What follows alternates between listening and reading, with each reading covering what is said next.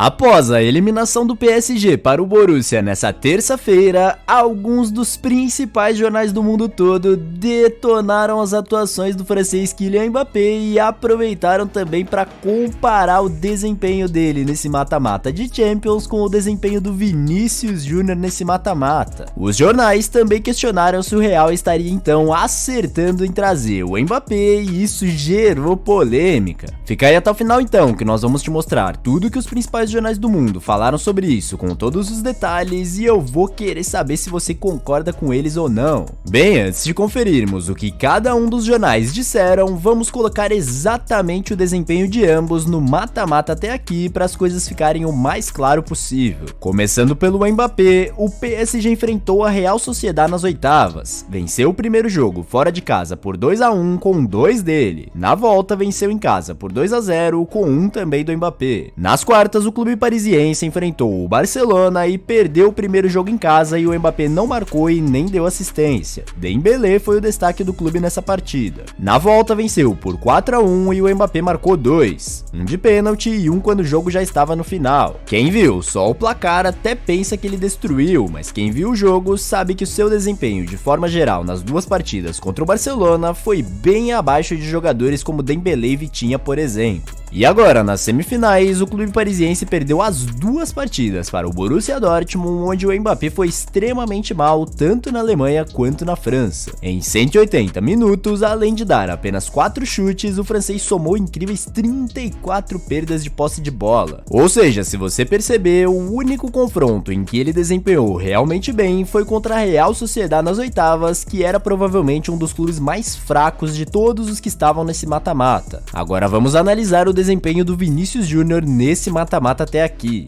Nas oitavas, o Real Madrid enfrentou o Red Bull Leipzig, venceu o primeiro jogo por 1-0 fora de casa e Vinícius Júnior não fez gol e nem deu assistência. Na volta, no Santiago Bernabéu, empatou em 1-1, gol marcado por Vini. Nas quartas, o Real enfrentou o poderoso e por enquanto atual campeão Manchester City. Na ida em Madrid acabou 3-3 e o Vini deu 2 assistências. Na volta em Manchester, o jogo acabou empatado em 1-1 e o Vini deu a assistência pro gol do Rodrigo. E agora, primeiro jogo contra o Bayern de Munique na casa dos alemães e o brasileiro fez 2 gols. Total para o Mbappé até aqui no mata-mata, 5 gols e 0 assistências. Total para o Vinícius Júnior até aqui no mata-mata, 3 gols e 3 assistências. Olhando assim, nem parece ter diferença nos números, mas não podemos esquecer 2 fatos importantes. O primeiro é que no momento em que eu estou gravando esse vídeo, o Vini ainda tem a partida da volta para jogar em casa contra o Bayern, o que pode aumentar ainda mais os seus números. E o segundo é que enquanto 5 de suas participações em gols até aqui foram marcadas contra Manchester City e Bayern de Munique, 3 das 5 de Mbappé foram contra a Real Sociedad. E é claro que tudo isso, somado ao fato de que com essa eliminação para o Dortmund, mais uma vez o projeto do PSG fracassou na Champions, os jornais aproveitaram tudo isso para detonar o desempenho do francês no mata-mata até aqui e ainda meteram uma comparação com o Vini Júnior no meio, falando sobre chamar a responsabilidade. Pra começar então, se liga aí nas palavras do popular jornal francês Le Parisien, que deu uma nota 3,5 de 10 para o Mbappé. Um desfecho triste, esperávamos que ele mostrasse o caminho, mas o campeão mundial teve toda a dificuldade do mundo para trazer perigo enquanto evoluía em sua zona preferencial pela esquerda ou para fazer diferenças notáveis. O atacante foi muito discreto, como já tinha sido na primeira partida. O clube alemão soube anular todas as suas principais jogadas e o apagou completamente no confronto.